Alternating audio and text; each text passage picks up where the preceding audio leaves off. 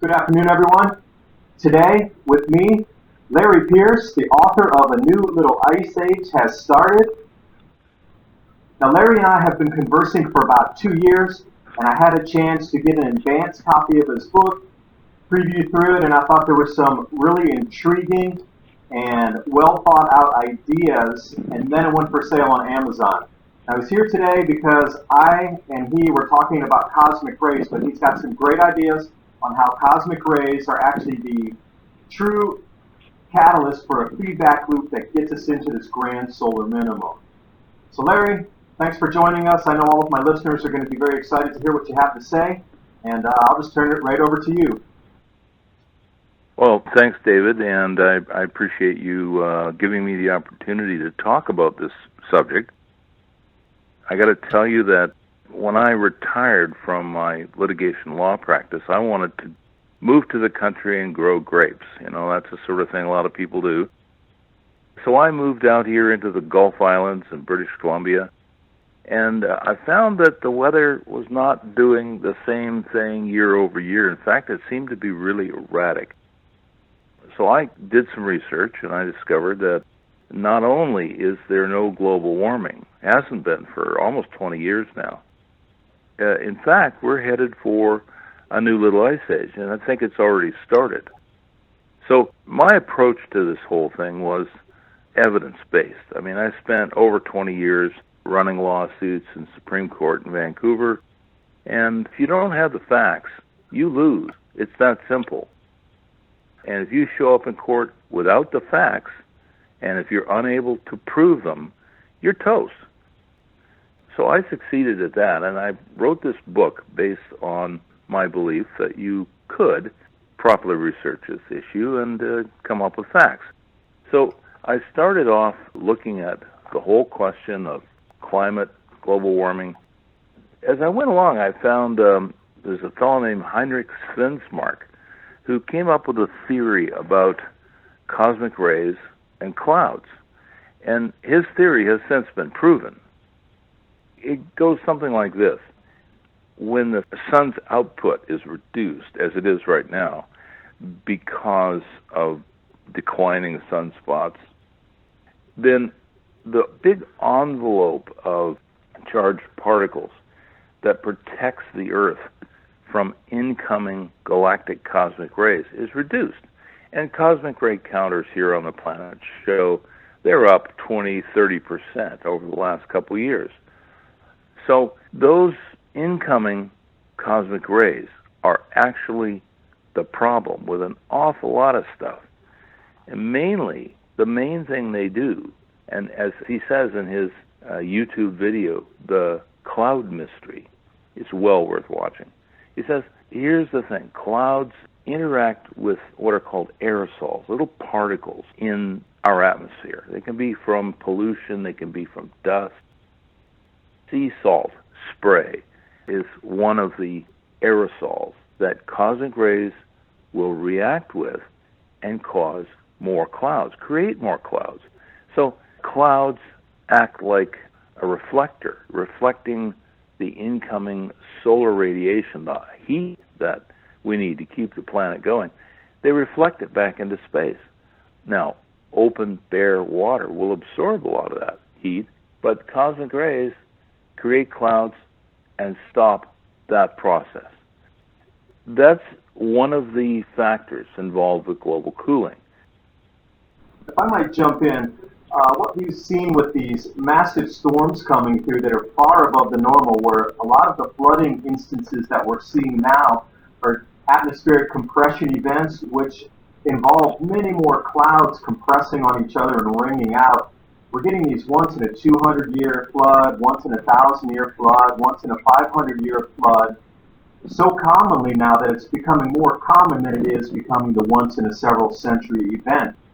And if we go back on this similar time frames that we're talking about, back to the 1640s, 1650s, this all makes sense. It's right on a pattern of about 400 years or so with these massive rain events that would accompany greater cloud cover. Yep, that's absolutely right. And one of the things I did for the research for this book was I read a book by Brian Fagan called The Little Ice Age. And this relates to... Great book, too, yeah. Yeah, it relates to the historical period between about 1350 and 1850.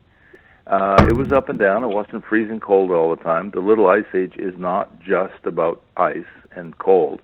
It's about weather uncertainty, and heavy rainstorms were one of the features. Now, again, my interest was in what is the science behind this, because there isn't any science for global warming. There isn't any science for carbon dioxide causing storms. That's just fantasy. But when you look at this impact of clouds piling up, clouds getting thicker, we have more hail, airplanes are being damaged by hail, crops, as we saw in Austria this spring. Austria and parts of France, their fruit and wine crops were absolutely destroyed by the biggest hailstones they'd ever seen. We're going to see more of that, unfortunately. Hail, flood, snow, cold, all of that is part of the new Little Ice Age. There was a hailstorm in the mid-1500s. There was a hailstorm so bad it dropped a meter of hail on German crops. And this is what prompted the Bamberg witch trials.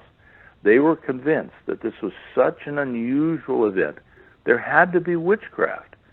So they rounded up all the people that seemed like they might be doing that sort of thing and tortured them. And, bad weather creates bad results, not only out in the fields where the crops are, but among humans who want to have explanations. During that time, the priests were even going up onto the glaciers and blessing the glaciers with holy water to make them recede as they were inching ever so close down to the villages. And you're right, back at that time when famines came up, just human behavior changes in ways that, for us, not even thinkable or conceivable at the moment. That's right, and now we've got the high priests of global warming who insist that we can solve all of these climate problems by simply paying more taxes. You figure out how that works. I can't figure it out. But we have a priesthood that has been established to promote this global warming religion. And of course, they changed it from global warming to climate change to sort of confuse people. And now they say, oh, well, the climate's changing. Look, we have more storms. And those storms are caused by carbon dioxide, which, by the way, is just a minute little trace gas in our atmosphere. But they continue to sell this idea. Most people, the majority of people, are not buying it. But, there's a big mafioso out there of people that are making money on global warming and are pushing these ideas. So it's a dangerous time. It's a very dangerous time. Don't underestimate these guys. They have the press locked down.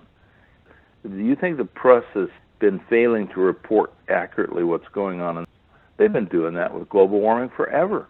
The New York Times, for example, back during the email gate hack, when all of those emails were released showing that the very scientists who were pushing global warming didn't really believe it themselves.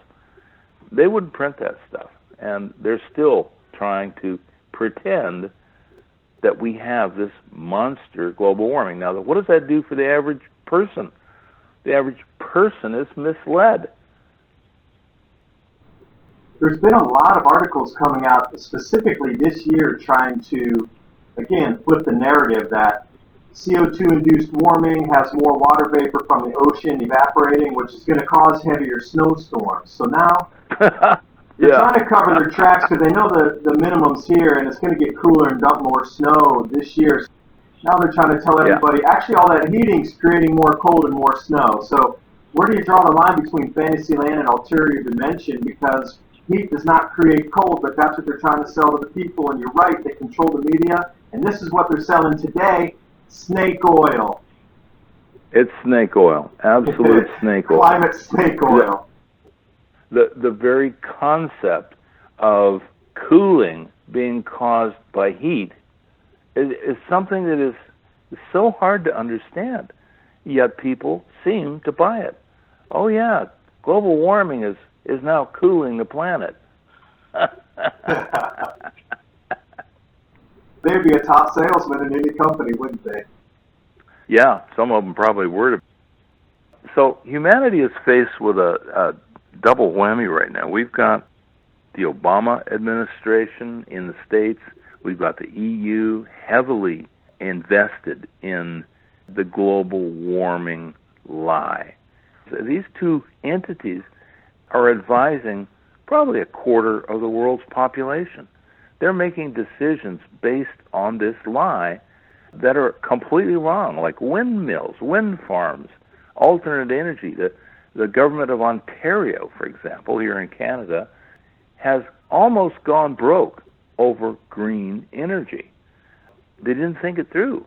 Now, the other part of this problem is that while they're pushing global warming and telling us we can't eat meat, we should be eating bugs to, make the world safe from global warming, it's getting cold. It's definitely getting colder. And the snowfall has been increasing in North America for the last 20 years. There are charts on the net produced by reputable research institutes that show snow coverage has been increasing for a long time. That's the problem we face now. Every year we face more snow. New York City, for example, has had, in the last 10 years, has had its 5 biggest blizzards. Just in the last 10 years. New York City, they've been keeping weather records for a long time. But they got clobbered here a couple years ago. They may get clobbered again this year. What about Boston? Again, they broke their all-time record for snow that went back into the late 1700s. I believe it was 1793 or 1792 was when they originally first started keeping records back then. But this last year, that pile of snow didn't even melt off until July. That's how big it was from city snow removal. That's right. That whole eastern corridor, Philadelphia, New York, Boston, they've all had record cold, record snow, and it's not going to stop. These weren't freak weather events. This is the new normal.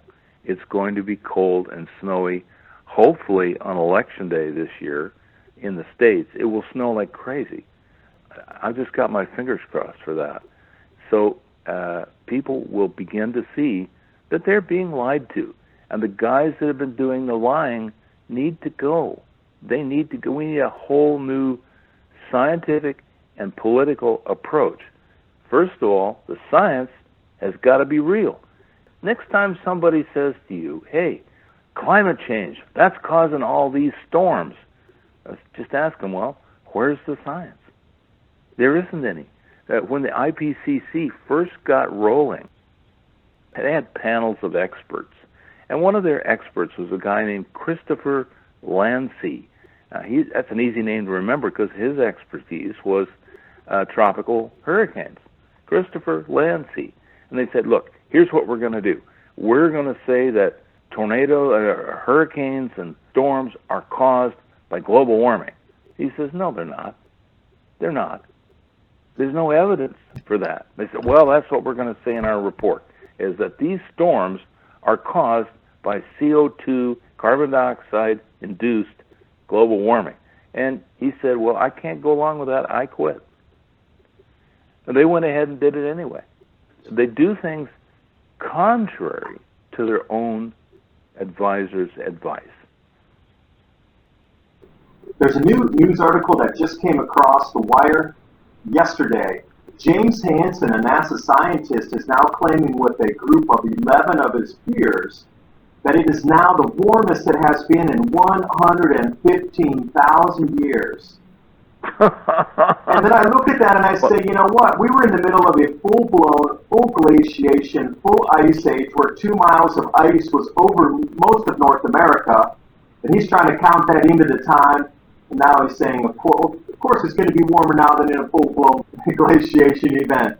And this is the kind of data and the kind of science that's coming out to prove that it's warmer today than it was in the past.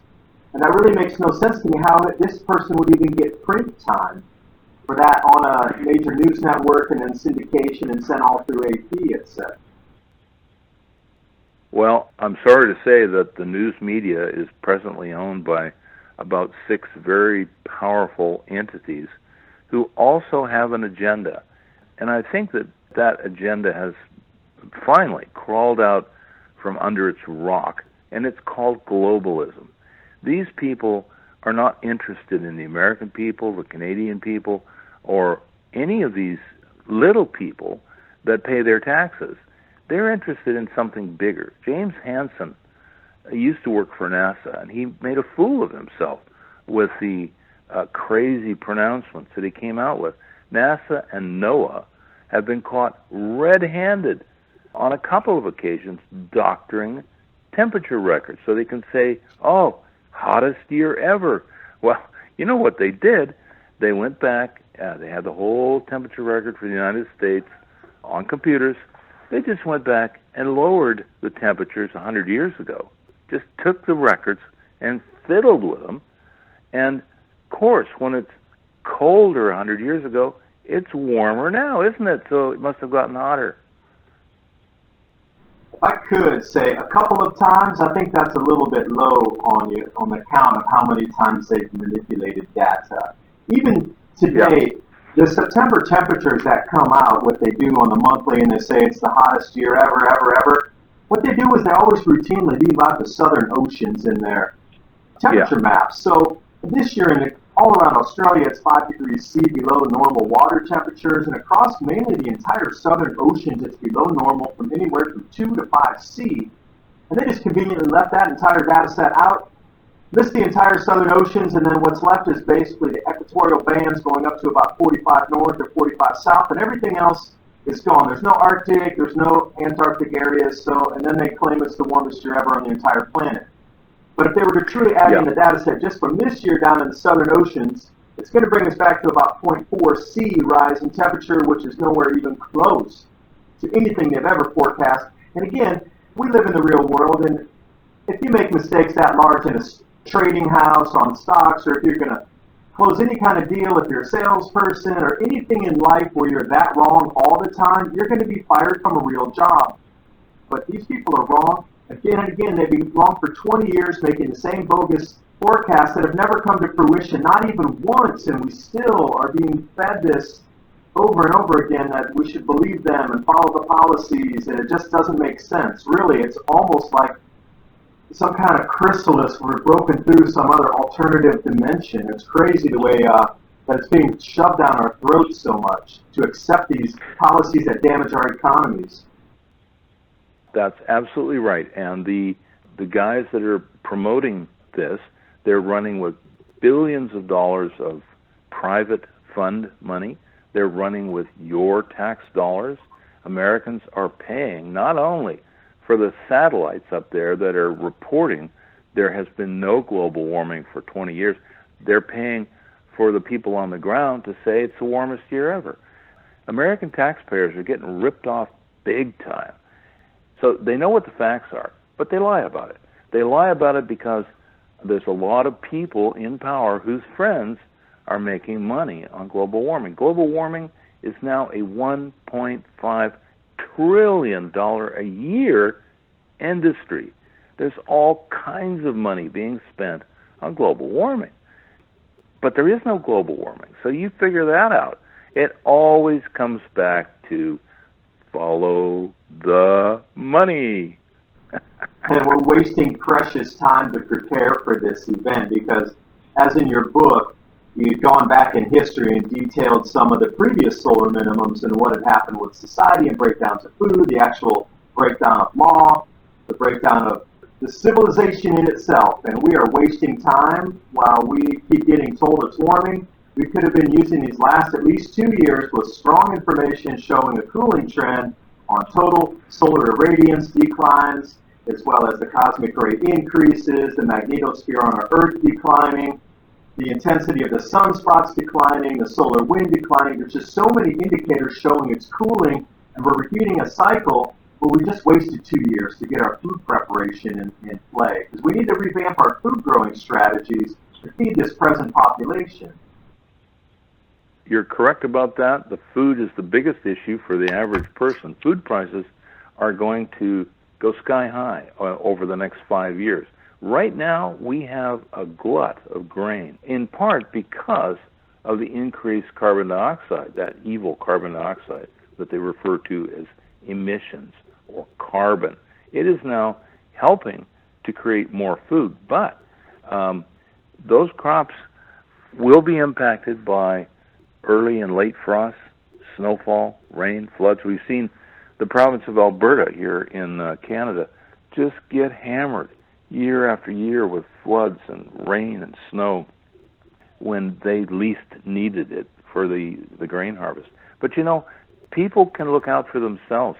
The sooner you stop listening to these government poobahs who are lying to you, take matters into your own hands. Grow a garden. You wonder how long it'll be before they start interfering with people who are growing gardens, because we've seen instance again, especially in the last 5 years. It seems to be a ramp up of anybody who's producing raw milk or any kind of when they get to a certain size of growing and then going to farmers markets and selling, they seem to get shut down at that point. And I don't know why. If they're trying to promote self-sufficiency and renewables, yet somebody gets so good at it that they have excess, then they're shut down. I think that one of the things we need to realize as a citizenry, as the little people, is that the big people, the guys that are running the governments, the 1%ers, the private corporations and the private foundations, they are not interested in us at all. They don't care whether we starve to death. So we have to take matters into our own hands. We need to learn how to grow gardens, keep animals. I know it sounds kind of ridiculous that you might keep animals in the city, but many cities are now allowing people to have chickens. You can grow vegetables in an apartment. Just Google bottle wall garden. There are people that have made gardens that hang on the walls of their apartments. They put dirt in these empty 2-liter pop bottles and they grow veggies. It's amazing. But, you know, one of the things I did with my book was I put in a little survival guide at the back. Because during the last cold spell, 71 to 75, I was living in a log cabin up in the Rockies. And I'm telling you, it got really cold. I didn't have any money. I grew most of my own food. And I learned how to live with 20, 30, 40 below. And that's what we're going to be doing. So it's important to try to survive, to figure ways around the government. These people are not there to help us. Not at all. I don't want to sound like conspiracy theorists, but there's got to be some kind of a conspiracy when the temperature record is being altered and they're lying to us about it. They get caught. They keep lying. Right now, there's a representative from the state of Texas, a guy named Lamar Smith, who is investigating NOAA for altering these temperature records. And of course, they don't answer his letters. They refuse to cooperate. It's standard routine these days. So it's important to spend your money on stuff other than new kitchens, new vacations, new cars. Get out of debt. If you don't get out of debt, you will be swallowed when the food prices go up 10, 15, 20%. How are you going to buy food? What an awful come down for people that were successful. That North America was the breadbasket of the world. We're not going to be exporting as much wheat either, so look for unrest in those places that are buying our food, and that is mainly the Middle East and North Africa. Those guys, populations have been growing exponentially, while the dictators that run those countries continue to use oil money and diamond money and whatever money they've got to buy more grain, keep the people happy. Egypt had bread riots here 2 or 3 years ago. There were corn riots. The corn prices went sky high in some places a few years ago because Americans were turning corn into fuel for their cars. Another great green idea. Let's starve people so we can run our SUVs. You know, they keep saying, get self-sufficient, live off, you know, get green, get self-sufficient. And then there's been an enormous ramp up, I must say. Natural News always follows these stories more than any site that I've seen. The police keep coming in and raiding natural milk farmers. So if you have raw, unprocessed milk, non-pasteurized, that you're either selling or using yourself with your cattle on your land, or it might even be goats, the federal government's coming in and taking over, arresting these people and then slaughtering their animals. And then in other instances, when local farmers start to get so good that they're producing well enough where they can sell into the farmers market and supply restaurants, they're come in and they're closed down as well. And it makes no sense to me. They should be using these people as community leaders and examples to teach other people how to grow food. But this is the federal government comes in with federal police officers to shut them down. It's not local assist the federal to come in and shut down these farmers. And that's something I don't understand either. It's, yeah, they want us to starve on purpose because there's got to be some other ploy why currently there's a huge push to shut down all the small farms. Yeah, well, not only that, but they're regulating wood stoves. They're now saying, no, that wood stove you and your family have used for the last 30 years is not good enough. You have to have a new EPA-approved wood stove, and that'll set you back $2,000. So if you don't have that EPA-approved wood stove, you can't burn wood. And the license with it. I heard you had to also apply for a license, which is $400 US as well per year. The license on top of the conversion kit, yes. Oh my God, it's terrible. So people have been getting by historically about 15% of heat is generated by wood, by burning wood, and it's actually more than nuclear power. So they're going to shut down the wood stoves to try to force people to convert to something else. But there's a lot of people going to have to break the law to stay warm. They're going to have to break the law to grow organic vegetables. The regulations keep piling on. The American U.S. federal government has written so many regulations for daily life. It's absurd. And we have the same problem in Canada. We have a liberal government in Ottawa that keeps making more rules, keeps spending our tax money on something other than helping the people. It's mind-numbing. So when it does come down to this time where it's going to be obvious through all the forecasts that I've read, almost everything from 45 degrees north latitude up to the Arctic Circle, everywhere in that band that's currently growing any types of crops, but mainly wheat at 45 north and above, 50 north, 55 north, 60 north. Anything above 45 north is going to be totally offline. And when we talk about the number of millions of tons of grain that's going to affect, the growing seasons are going to get shorter, other crops are going to be affected, food growing zones are going to need to be shifting 150 miles south. When it gets to this point, the things you just are talking about, all these regulations, I don't know how those two are going to really mix. It seems like an oil and a water kind of scenario. Yes, well, I talk about that in my book, A New Little Ice Age Has Started. The growth, the areas of the planet that have been growing the bulk of our food includes most of Canada. The amount of grain, we produce millions of tons of grain every year that's shipped out of the country, shipped to the third world. I don't know what's going to happen in the third world, but I sure wouldn't want to be there, I'll tell you that. It's going to be a slow thing, but you've got globalists running various countries, and they're opening the doors. They're letting people come in. Whoever wants to come into Germany, for example, can just walk in. The same thing's happening on America's southern border. Whoever wants to come in can just swim the Rio Grande and you're in. And that is a globalist concept. We homogenize the people. We stir everybody, mix everybody in together, and then there will be less resistance to the idea of a one-world government. So the American people have a chance to do something about this, just like Britain did with Brexit. They had a chance to do something, they acted.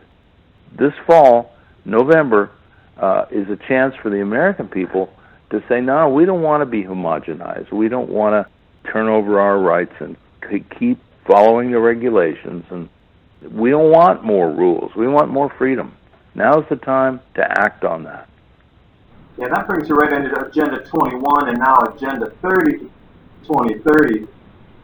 Trying to get this area where it's all UN controlled, where it's a non-habitation zone for humans to be into. What part of that's also going to be a food growing area that we're going to be, as a UN serfs, kicked out of our own country's land, out of those own zones that could be used for food growing, when we're really at the depth of this grand solar minimum? Because as you stated in the book, we're looking around 2030 at when it's going to be exceptionally cold, and we're not going to be coming out of that for some time. So when they're going to start to try to regulate what parts of land you can live on in which country, that's going to involve food growing areas too. And right there, I can already see a sticking point of somebody's not going to want to leave.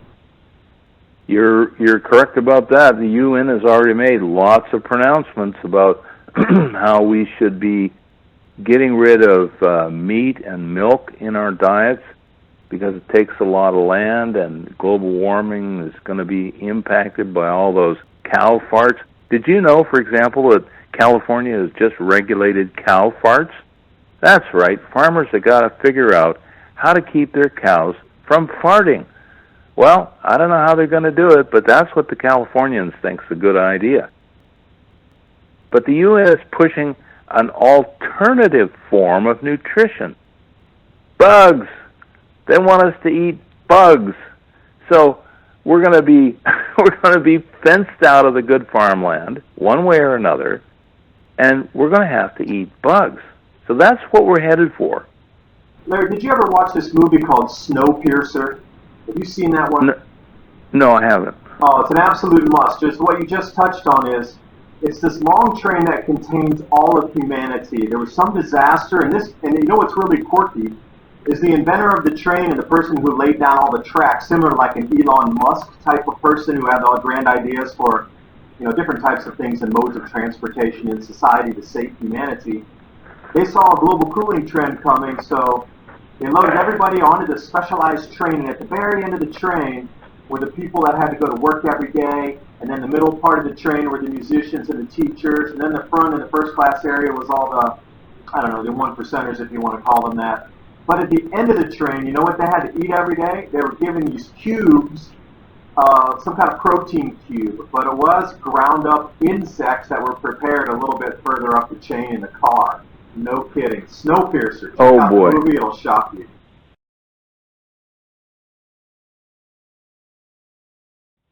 Oh boy. Well, that's what we're headed for. I tell you, the UN is the architect of the global warming fraud. The UN is the one that keeps pushing these globalist ideas. They had a big love fest here the other day. Obama went and spoke at the UN about globalism. He says, we need more globalism. We have to give up a little bit of our freedom to make it a safer world. That's what the man said. You should look it up online. He's advocating the very thing that the Founding Fathers warned against. Don't give up your freedom for more security, because if you do, you won't have either. And the UN is cheerfully pushing that, and not eating meat, eating bugs, global control, one treaty after another. This Paris Climate Treaty, that's their handiwork. The UN is the biggest single institutional problem the world has. It needs to be pruned back to get rid of these crazy ideas about globalism. People need to run their own communities. They need to run their own lives. They need to be responsible for themselves, because the Canadian or U.S. federal governments, they're not going to do a thing for you. The UN sure as hell isn't going to do anything for people that are affected by coming bitterly cold days, crop failures, and floods and storms. I mean, you got to do it yourself. What's that going to do for hunting licenses? And people, if they're in a pinch and they really have no food, they're going to go shoot an animal illegally. And then how's that going to come on with, a law-abiding citizen, throughout their entire lives they've been law-abiding citizens, but now they're pushed into a corner. And when people are pushed into a corner, They behave a little bit differently. So what are the federal authorities or local park rangers going to come and arrest them for trying to hunt for food because their family's starving? You know, this opens a whole Pandora's box of problems with all the regulations, and with no government help coming, I can see we're kind of on our own, and that's why my channel, I keep pushing. We need to work together because we are out of time. It's already started. And, you know, taking a trip back in history in the time machine here, what happened in the 1640s, 50s, and 60s, and the 1800s as well, the 1840s.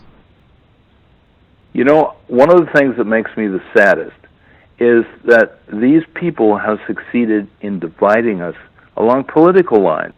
Typically, people that are persuaded to the left of the spectrum believe all this stuff about global warming and more rules are good and all that. And the people on the right side of the spectrum believe in less government. They believe that it's not going to be, there's not any global warming. But we end up fighting each other. I have a Facebook page where issues about this global cooling are discussed. Can you tell us what your Facebook page is so anybody listening can jump on there and take a look at it? Yeah, it's A New Little Ice Age Has Started. Same title as the book. A New Little Ice Age Has Started. Anyway, I get trolls on a regular basis that come along. You can always tell by the way they write if they're trolls. But they always spew the same sort of nonsensical stuff. The left wing is totally invested in this religion. And that's a shame. We should have therapy sessions for people where we can all sit down together and say, look, these are the facts. How does this affect us if we're Democrats or Republicans, if we're liberals or conservatives? How does it affect us, and what is our government doing about it? We need to get beyond the religion of global warming and get back to science. I mean, science has been so perverted over the last 25 years, I don't know if scientists can even figure out what's right anymore. I wish they would speak up. There's so many good, solid people out there. They just, you know, I had a hell of a time getting any hardcore scientists to review my book. I finally did get a couple, but mostly the guys that are still working won't touch it because the money flow from government depends on them towing the party line. Well, they're taking us right down the toilet. Todd, they always talk so much about the science is settled, and just about a week ago, 7 days ago, a new article came out, peer-reviewed, talking about how the Pacific Ocean water temperatures in the Pacific Decadal Oscillation actually regulate its temperatures in the lower troposphere. And this is just brand new data that's out, and there's a direct relationship between Pacific Ocean warming and lower troposphere temperatures. And if this is all brand new, then the science is not settled by any way, shape, or form, and we need to continually keep looking at that. That's a brand new part of the ocean model that they haven't been looking at, as well as they were so unable to explain why the Antarctic ice sheet was not melting and the actual density of ice on Antarctica, actually on the continent itself, was growing, and they were at a loss, and then suddenly they came out and said that they forgot to take a look and add in ocean circulation models, that there was an upwelling from deep under at 6,000 feet that brought cold water up, which nullified and negated the CO2 warming, and that's why it was happening. There's really CO2 down there, but the cold upwelling water from the ocean circulation currents is putting it at bay right now. And I'm thinking to myself, you forgot an ocean circulation pattern literally on a fifth of our planet into your models, and now Pacific Ocean water temperatures affecting the troposphere, and that's not in there either, and they're trying to tell you out to 3,000 years in the future what the climate's going to be. Oh, it's just it's madness. It's a gong show. But here's the ultimate gong show. The very concept that science would be settled is completely contrary to the scientific method. The scientific method says, okay, we all believe Einstein, we all believe in the speed of light and all that stuff, but there's no harm in trying to disprove it. That's the scientific method. Nothing is ever settled science, because things have been overturned 100 years after they were declared to be settled. So if you stop looking for the truth, you're sure as hell never going to find it. Anybody trying to shout you down saying, there's no such thing smaller than an atom. Nobody argues with you about that. Even if you're trying to prove that you're going down into quantum physics, that there's something smaller in a base of all matter across the universe, in time and space, nobody argues with you about that. It says research all you want, have all your own opinions, conjecture, debate that. But the minute you come back into the climate debate, everything else is, okay to talk about, and like you said, look for a better way, a different method, disprove, prove, whatever you're doing in science, except this climate debate. Everything else is open, but climate's closed for some reason. Yeah, it's a religion. It's become a religion. I don't know why. Maybe we need to have a religion in our societies. Maybe this is something we need. The inventor of the Gaia theory, a fellow named Lovelock, he's the guy who said, oh, well, the planet is really a living organism, and we have to be careful how we treat it. He just recently popped up and said, I was sort of misinterpreted. The global warming religion is nonsense. It's not appropriate. It's not a living thing. I was wrong. I made a mistake. But, he doesn't get the publicity now that he did when he was talking about Mother Gaia and that whole Gaia theory. But he's saying it. He's saying, look, this business with global warming being a religion is nonsense. I think it was James Lovelock. Does that name sound familiar? Sounds familiar, yes, but I can't peg it on anything. Anyway, I did a piece on my Facebook page. I probably report 10 to 15 news articles or weather-related articles a day. So it's interesting reading. There's about 16,000 people following the page. I try to make it relevant and interesting, and I try to alert people to what is actually happening. I go and speak about my book, too. And there's always somebody in the crowd that says, how could you possibly be right? 97% of scientists say blah, blah, blah. Well, that has got to be one of the biggest pieces of propaganda ever put out. As a matter of fact, Richard Lindzen, who's one of the most senior climate scientists, real climate scientists at MIT, said that 97% was just propaganda. It was a poorly formed study. It was not statistically accurate, but it has, again, formed the basis, just like Michael Mann, the climate fraudster, and his hockey stick. That was in vogue for a long time. The religion goes around, they pick up these disciples like Michael Mann or Mr. Cook, the author of this 97% nonsense. These are their disciples and their saviors for a while, and they continue to flog their faulty ideas until people say, well, that's not true, that's just not right, and science proves they're not right. But then, it's already in the public consciousness. So you got to fight it every day. So I need to add in another name there with you, Peter Wadhams. He's the one who keeps saying the ice is going to melt into infinity. And then back in 2007, he said there would be no ice by 2013, and that didn't happen, and they keep moving it back. But he's at a prestigious university in the UK, so they keep publishing him. And then he said there would be less than 1 million square kilometers of ice this year, but it actually reached the low point 4 million kilometers, 4.4 million. And it's actually skyrocketed. This is the all-time record recovery of ice off the low melt season ever recorded since the satellite data era began. And they always love to use that. Since the satellite era. You know what? Well, now we have a brand new record of ice recovery in the Arctic, and then Peter Wadhams keeps coming back. Oh, now it's going to be 2018, all the ice will melt. Oh, it'll be 2020. Yeah, and you're right. I hope that the ice is going to come so fast and so heavy that people like this just get swept aside on the tidal wave of truth that comes through. Yeah, Wadhams is a guy who said back in, 98 or about 10 years ago, that we only had 100 months to solve the problem. We'd all die.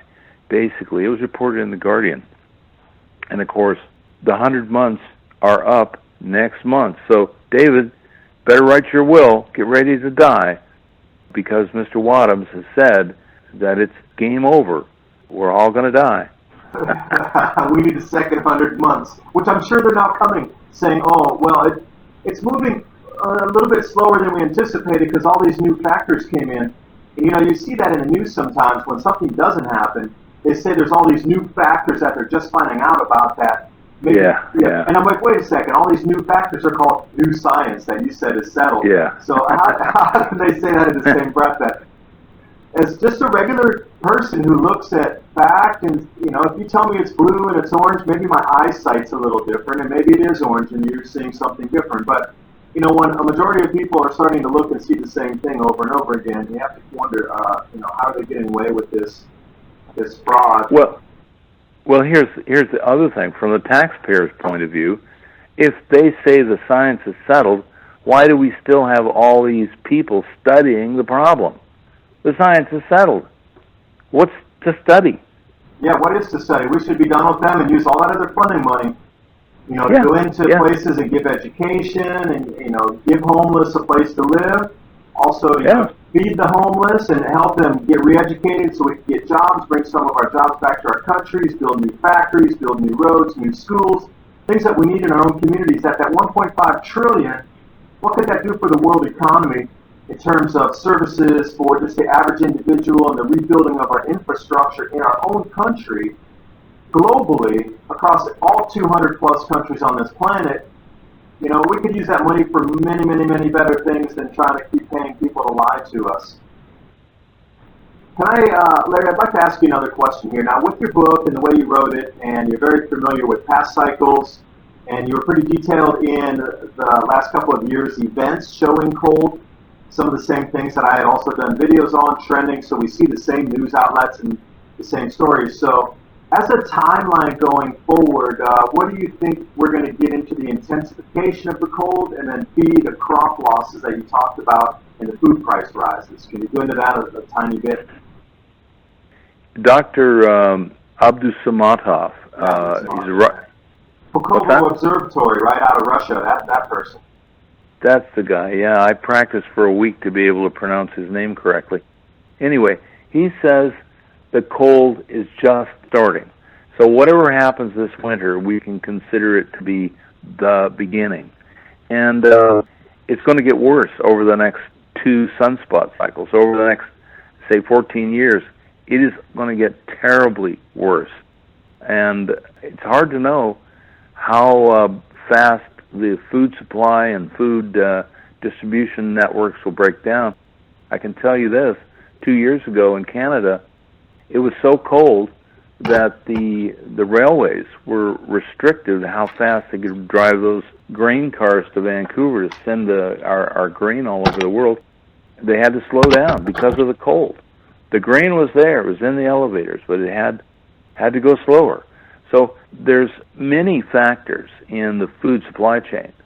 And the bottom line is, if the food is late arriving, poor quality, reduced quality, not there at all, prices are going to go up. And it's going to be a gradual thing. I spoke to my wife about this. I said, I think food prices may go up. She said, are you kidding? They already are. I don't pay attention when I go shop for food, but she does. Yeah, and the protein content of the wheat harvest this year, specifically when we were talking about in Austria with the vineyards being decimated, these major floods that came across Europe this year, the wheat quality was so low on the protein content that Russian and French wheat, the Egyptians didn't even want to bid on. So we're starting to get, we're starting to get into this cycle now where, okay, there is some grain, but the actual diminished nutrition content A and then the protein content B of the same crop, you might have a kilogram of it, but what you had 10 years ago for that same kilogram, perhaps now you need 1.6 kilograms to equal the protein and nutrition content of 1 kilogram 10 years ago. With all this rain, you're talking about the clouds again, and coming back to talk specifically about the effects of heavy rainfall on late season matured crops in the fields, that's just mold and blight written all over it. And that was part of the losses that were endured during the Maunder minimum, was the grain still grew, but the mold and the blight from the excess moisture was one of the problems back then in the feeding the population as well. It sure was. The early wheat farmers in Canada, and I mentioned this in my book, they had tremendous trouble with the weather in the early 1800s. Entire crops were wiped out. They brought in seed from Europe. The first 5 or 8 years, 10 years, they got very little production. They finally got some wheat seed from, I think it was the Ukraine, and it was a little bit tougher, survived the Canadian winter, and of course as the little ice age lifted towards the middle of the 1800s, things got better. But reduced quality, reduced ability to transport, reduced overall production, all of those things are going to jack up the food prices. It's not like those Hollywood movies where, you have a cataclysm and all of a sudden everything's frozen solid or everything's flooded or whatever. This is going to take a while. It's going to take several years, but we have the time. People have the time right now to get ready for this. You just have to start thinking about it and realize, A, things are not going to stay the same, and B, your government's not going to help you. So keep that in mind. And you talk about going out and buying and getting yourself out of debt. If you do get yourself out of debt, or if you're going to buy new things on your credit card, I would highly suggest buying things in gardening, such as shovels, trowels, and different types of gardening utensils, seed, learn how to plant. If you're going to use that money, don't buy a new TV with it. Make sure you start buying things that you can use to fix up your house, tools and things that are going to be valuable and tradable, because through these past cycles, when you look back in history, even going back thousands of years, 2,000, 3,000 years ago, tools were always something that you could trade. Tools, animals, these are tradable things, so you could use it to help you get through something, but at the same time, you could also trade it on for something of value that could help you at the same time. Nobody's going to want a TV set, I assure you that. As long as you buy good quality, make sure the stuff you buy is made in a reputable way. That stuff that comes in from China, I swear the shovel handles break. But, it's all about the price. There's people, sadly, will go pay half price for something that'll last 10% as long. So you're absolutely right. Buy things that will help you get through. Make sure you buy good quality. You can learn an awful lot about farming and gardening on the internet. So learn it. Do it now before, just like old Mother Hubbard, you go to the cupboard and it's bare. Learn it now. True. In every single community across the United States as well as Europe and Canada, every single community has a weekend gardening. You can go visit an organic farm. There's always somebody that has some sort of gardening going on in the city you're in. So it's not difficult at all to give them a call and say, hi, I would like to learn how to grow something. Can I come and see what you do? It's really that simple. And just go for a day and see what they're doing. And then you have to realize that that's pretty much our future for all of us.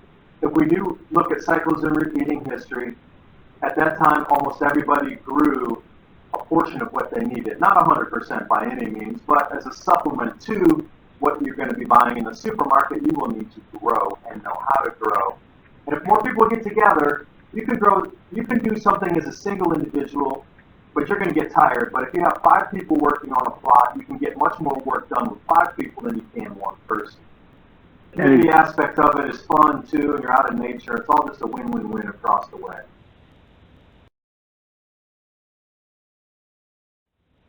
If you want information from people that know what they're doing, go down to your local nursery in the spring, watch people that are buying bedding plants and seeds.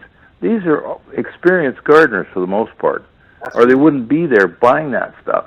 Engage them in conversation. Find out, well, what do I plant first? Do I plant tomato seeds in the garden, or do I plant tomato plants? Do I put in cabbages before I put in petunias? I mean, there's an order to things, and while the weather is even less certain than it's been for the last 50 or 100 years, these experienced gardeners can tell you what to do. That's right, and all the help you get, because none of us know everything. We have an internet, and I firmly believe throughout all thick and thin, this internet will stay up during everything. But if you can't pay for your internet because your credit and you're in debt and you can't pay for your internet, it's going to go down too. But that's sort of a lifeline as well. I know it's going to be regulated with the transfer to ICANN. Like, I can't believe the United States gave up ownership and control of the internet to the UN. Private corporation ICANN, overseen by the UN, to now regulate our internet and what we can say for free speech. That aside, the internet should still stay up during this entire next 20-year process of the cooling, except when you start talking about where the cooling's happening in the depths and all these types of things. That'll be highly censored, I do believe. But it should stay up for an information resource. You know, I fondly believe that the governments and the United Nations can lie to us till the cows come home, but there's no arguing with the fact that overnight you got 3 feet of snow in your driveway. You can't hide it. It will be relegated to the local news. National news will try to avoid reporting it, but that's what's going to break the cycle, I hope, of these globalists lying to us for their own purposes. In some ways, the new little ice age may prove liberating. If we didn't have to spend all the money that we have to spend now on useless government regulations and bureaucracies, we'd all be wealthier. So maybe the little ice age is going to help us. Who knows? That's true. And a lot of the stories, I really will go as high and say 80% of the stories that I cover, that I put into my YouTube channel on ADAPT 2030, are local stories, just like you said. It could be a blanket snowstorm somewhere that affects a quarter of a state or half a state in the United States. If that was even 1/10 of a degree warmer, it would be national news. You get feet of snow out of season that closed down half of a state in the United States, it's only a local news story. And those are the things I try to bring forward, and I see that trend again and again and again. They're trying to bury it, because when it snows locally, they have to report it locally, because people ask, why didn't you report the 3 feet of snow in the middle of summer in Yellowstone that happened? Well, you have to report it in Yellowstone. I'm sorry, it wasn't 3 feet, it was like 2.3 feet. Blizzard in the end of August in Yellowstone that closed down the highways and the roads there. But they had to report it there because people actually felt that the roads were closed. But, somewhere else, you're not going to report an out-of-season snowstorm like that in Yellowstone. It just didn't make the news nationally. That's what I use my the Facebook page for.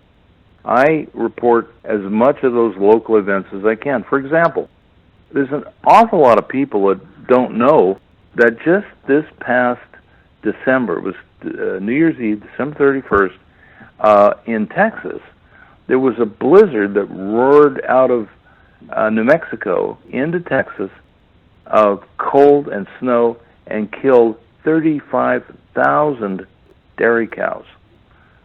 Most people don't know that. I made a point of reporting that and reporting all these other blizzards. There were 5 major blizzards in the United States this past winter, including the one in New York on January 17th, that was an absolute all-time record for cold and snow.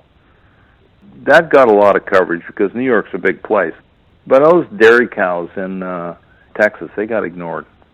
All those crazy pictures of the cows, they were standing up next to sheds and they were buried in snowdrifts that were 15, 20 feet tall.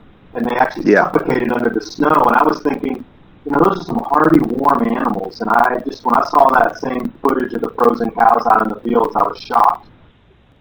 Well, David, I don't think you saw that because it was the warmest year ever. It was the warmest year ever, yeah. But everybody was wearing, Bermuda shorts out looking at the happy cows in the fields, weren't they? Yeah. God, we live in a world of deception. The previous society, when governments wanted to start wars and take over other countries, they just brought their tanks to the border and marched in. You could see it coming. Right now, we have wars going on that are propaganda wars and cyber wars, and unless you look for it, you're not going to find it. We are living in a world of propaganda and nonsense, and the objective always is for one group of people to control another group of people. They just have found a new and better way to do it. by keeping you so busy and distracted with all of these things, the rising food prices, the economy, jobs shifting overseas, race wars, migrant crisis, possible invasion threats. Everywhere you look, there's something, and everybody is so distracted that they're not seeing the snow in front of their face. I've started reading RT online. It's a news channel from Russia, and station. It is, yeah. They always give you a slightly different perspective on just about everything. I mean, CNN has got to be the biggest propaganda organ ever. They have produced more propaganda than you can imagine. So when I see something on CNN, I always go look and see what RT has to say. And what a surprise. The current tensions in Syria are explained completely differently in the Russian media. It's a good example of what's going on with global cooling. By the way, did you know that the Russians are on a icebreaker building spree? They're building dozens of new icebreakers, big ones. I mean, really big ones. Nuclear-powered icebreakers. Of course, Obama in the States, he thinks we need more icebreakers, but the United States has only got 2 or 3. And they should have been putting more money into icebreakers. I mean, 2 winters ago on the Great Lakes, the shipping season was reduced by 3 weeks because of ice. Their icebreakers were taking a hell of a beating. They couldn't get iron ore and grain and everything else that they ship on the Great Lakes. They couldn't get it out because it was frozen. The Russians are on top of this. We're not. And those of you who don't know what RT is, that stands for Russian television, and it's a little green square that swirls around when it comes up before the news broadcast starts. It's RT.com. You know, go look it up, RT.com. Yeah, it is great. They've also warned their people, Russia has also warned its citizens that we are coming into a cooling phase. You know, Abutinov with the Bukovo Observatory and Zarkova as well, these 2 scientists in Russia, and they're telling their people, get ready for this, that's coming, and then over on this side of the world, they're saying, no, it's warming. So these are the diametric opposites of what's being told to the citizens. Yeah, that's puzzling too, isn't it? I mean, here we have the Russians speaking the truth to their people. The government of Pakistan, you did a great video on the government of Pakistan and their meteorological department warning people about the coming little ice age because of the declining sunspots. So you've got some governments out there warning their people to give them a chance to survive, and the Americans are fudging the data so people will think it's getting warmer. It's crazy. Why is that? Well, you have to come back to the globalist agenda, and you might think that there might be a depopulation agenda mixed in with their control agenda. Now, that's just my own personal thought, though. I see that on the internet, and of course, you know, without some facts to back it up, we can only speculate as to why they would not help us get prepared for an event that'll be bigger than the Black Death. There could be all kinds of reasons as to why the globalists would want us unprepared for these events that are coming. We're entering interesting times, David, and you know what the old Irish curse is? May you live in interesting times. It is very interesting indeed. Well, Larry, I thank you so much for coming on and sharing your valuable time with us tonight. I know you're always busy, creating content for the net so people can get informed, stay informed, and make their own wise decisions based on fact. And I thank you for doing that for everybody as well, including myself, and that's why we're talking. David, thank you very much for contacting me and having me on your show. And I really hope that people do start looking out for themselves, get prepared,